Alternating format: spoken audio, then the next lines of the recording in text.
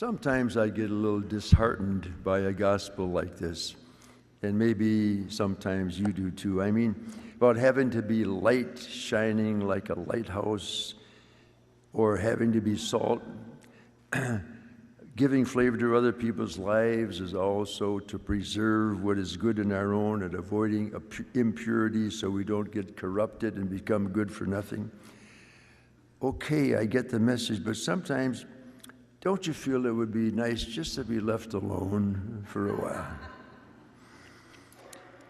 I mean, it's hard enough to me to figure out each Sunday what to say to you in the homily so I can be light and salt to you. But sometimes after Mass, I don't feel like running around in my Roman collar and priest clothes, much less in my brown Capuchin Franciscan habit. I just like to be left alone for a while, maybe take a nap and watch the Super Bowl. Why does Jesus and Matthew and that first reading keep prodding my conscience? I don't like to show off my faith. I used to get uncomfortable when my mother would make the sign of the cross and say grace in restaurants. I prefer not to wear my Roman collar on the streets, especially after the clergy abuse scandal. And I don't believe in hanging banners with the word John 1, chapter 3, verse 3 behind the goalposts, or bumper stickers that say, I love Jesus. It's a little much for me. So what does it mean to be light and salt today? The images of light and salt have a deeper meaning that you might not catch from just listening to it. We have to understand how salt especially was used in Jesus' time. Salt wasn't just used to flavor food, but had a much more important role in baking and cooking in the ovens at that time. The most common fuel was fertilizer. And to make that fertilizer burn more efficiently and hotter, salt was mixed with it. And then the mixture was put on a slab of salt. That slab of salt acted like a catalyst, and it made the fertilizer, the fuel, burn much more brightly, much hotter, and much more efficiently. Then when that catalytic action of that slab of salt was used up, then that slab was thrown outside, used as blocks for people to walk on. When it was used in the oven then, it was both heat for the food and light for the people. So those two images of Jesus in the gospel were combined. In fact, the Hebrew word for earth is the same word for oven. So when Jesus says, you are the salt of the earth, it could also mean you are the salt of the oven, and also then the light of the world.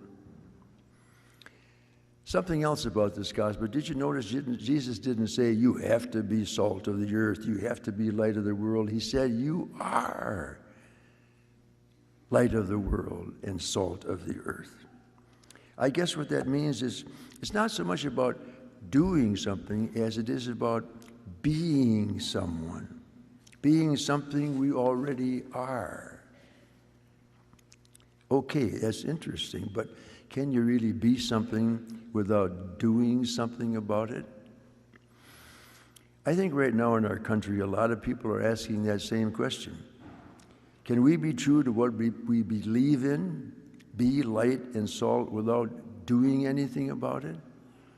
Apparently, hundreds of thousands of people all over our country and all over the world do not believe you can be true to yourself and not do something about it. An example on a much smaller scale.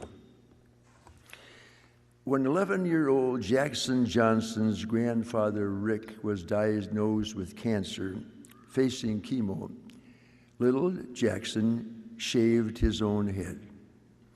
He said, I always wanted to be just like my grandfather, and knowing that I made him feel good when he didn't feel that well meant a lot to me. But then when Jackson went back to school, he began to be bullied with taunts like, hey, Baldy, or you look like you got cancer.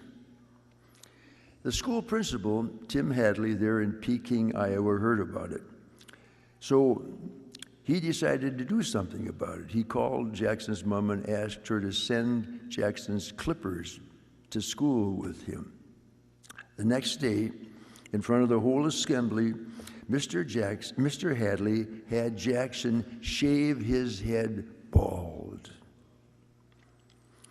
When you believe in someone else, he told the grade schoolers in that assembly where he had Jackson shave his head, he said, when you believe in someone else, stand up for them and make a difference. After shaving his head, or having his head shaved, the principal said, when you educate someone's heart, I believe you educate their mind. The kids got the lesson. One said, it doesn't matter what you look like, because everybody on the inside is the same. Another said, when someone really needs support, everyone comes together as one for someone. And another, don't judge a book by its cover, because there can be a deeper story in it. That's just one example of hundreds all over the world of people responding to today's challenges of being light and salt and acting accordingly. So, okay, sometimes I feel like it's good to be left alone, shut my eyes and ears and doors to the outside world and what's going on. But I can't, and I shouldn't. I was made to be light and salt by my baptism, and so were you. Light and salt, that's what we are. We just have to act accordingly. And remember, the real catalyst that makes us, our faith, both light and salt, is the Eucharist. The Eucharist isn't a spectator sport. Not when you get readings like Isaiah in that first, share your bread with the hungry, shelter the oppressed and the homeless, clothe the naked when you see them, or the challenge of the gospel. The Eucharist nourishes and inspires us, fires us up with the Holy Spirit in the hearth of our hearts, and then sends us out. So don't feel bad if somebody calls you an old salt. It might just be a good thing, as long as we're willing to mingle with fertilizer and be fire. The alternative is to have people walk all over us. Amen.